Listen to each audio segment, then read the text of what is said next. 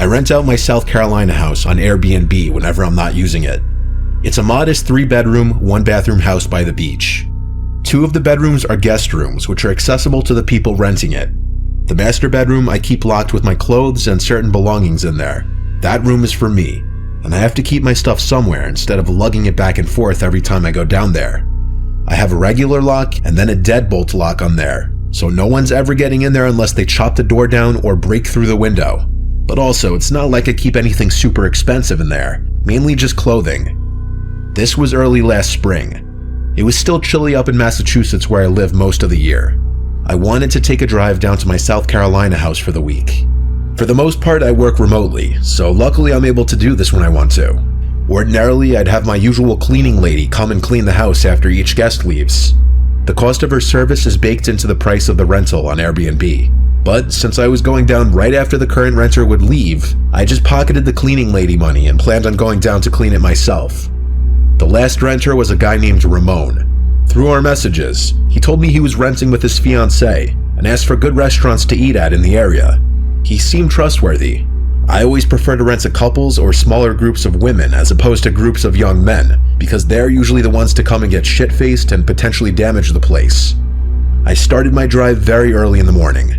It was about a 16-hour drive, stopping only for a quick bite and to use the bathroom. By the time I got to the house, it was about 10 o'clock at night. I went to unlock and open the front door first, before going back to my car to grab my bags and go inside. I was shot from driving. I didn't even bother checking the place out or anything for a mess. I just went straight to my bedroom door to unlock it. I collapsed into the bed without brushing my teeth or anything. For those that haven't done it, a 16-hour straight drive will absolutely kill you. I crawled under the covers, and I was out like a baby in a matter of minutes.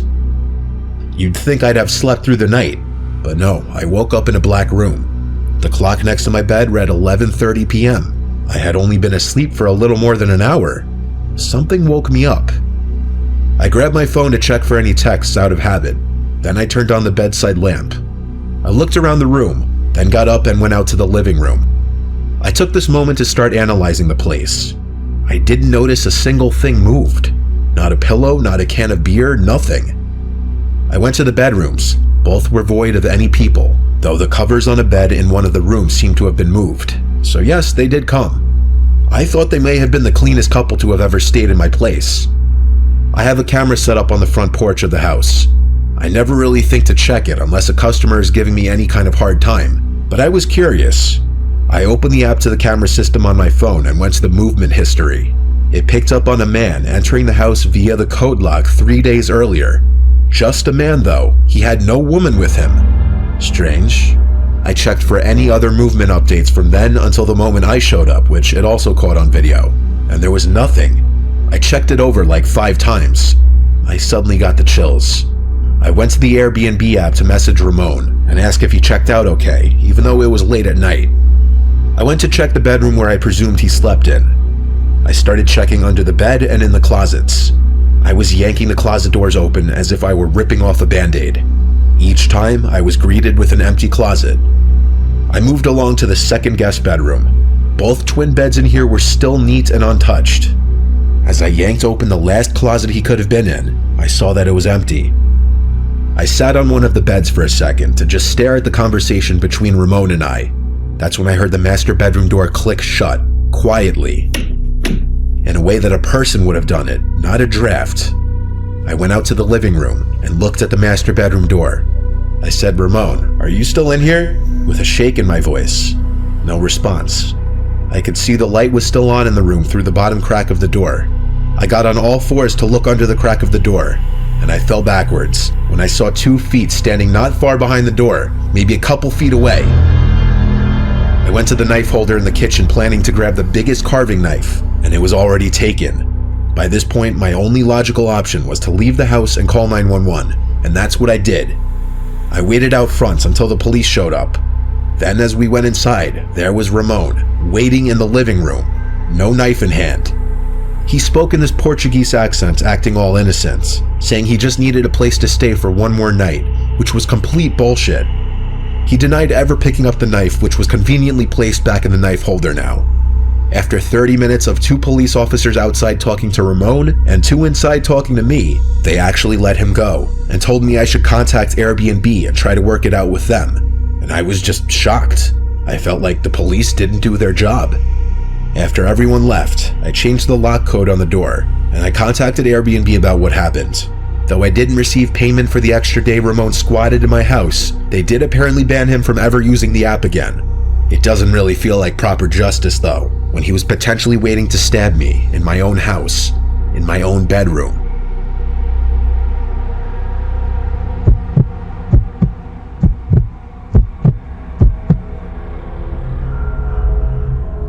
I'm 26 years old, still living with my parents. I'm not content with my job, and I'm in a relationship that I'm not too sure about. To say I've been stressed would be a monumental understatement. My mom and I were not getting along one week, and everyone was just bothering me. I wanted to escape for a weekend. I looked into little 1-bedroom Airbnbs up in the mountains, and found one for cheap. It was in Troutdale, Virginia, a couple hours away from us. And based on the pictures, it was this nice, private, and peaceful-looking little place surrounded by woods. It was the fall too, so the foliage was going to be beautiful. I told my parents I was going there for the weekend. My mom seemed overly happy about me leaving for the weekend. My girlfriend was more so just confused, finding it weird and suspicious that I was going away to some random cabin in the woods alone for a weekend. When Friday came, I packed a backpack full of clothes, toiletries, and my laptop, and I headed out for the road. It was around a 2.5-hour drive door to door. The area of Troutville was very quiet and scenic. It was a perfect escape from suburbia back home. I needed a nice weekend just to spend to myself. I was driving up a gravel road when my GPS told me I arrived. I saw an opening in the trees next to the road. The instructions the owner of the Airbnb gave me were to cut through this opening onto the grass and up the little hill. I did exactly this, and there I saw the cute little house sitting at the top of the hill. The second I stepped out of the car, I inhaled the fresh rural air, instantly feeling happy I did this. The owner told me where to find the key to the front door. I let myself in and checked the place out. It was a nice cozy living room, small kitchen, bathroom, and 1 loft bedroom that you had to climb a ladder-like stairway to get up into, and there was a circular window over the bed. Lots of light got into the house, which was nice. I went out to walk some of the trails the owner told me about a 5-minute drive away. On the drive back to the house afterwards, I noticed these 2 guys walking down the gravel road, and as my car was passing, they literally stopped in their tracks to turn and look at me as I passed. I waved and smiled, thinking they were friendly locals, but they didn't wave back. It was completely off-putting. They looked at me as if my driving down the road was a crime. I didn't look back. I turned into the entrance of the property and back up the hill. I started reading one of the books I brought with me in the living room with the fireplace going. It was incredibly cozy. The sun was on its way down, and after reading a chapter of my book, I realized I was getting hungry.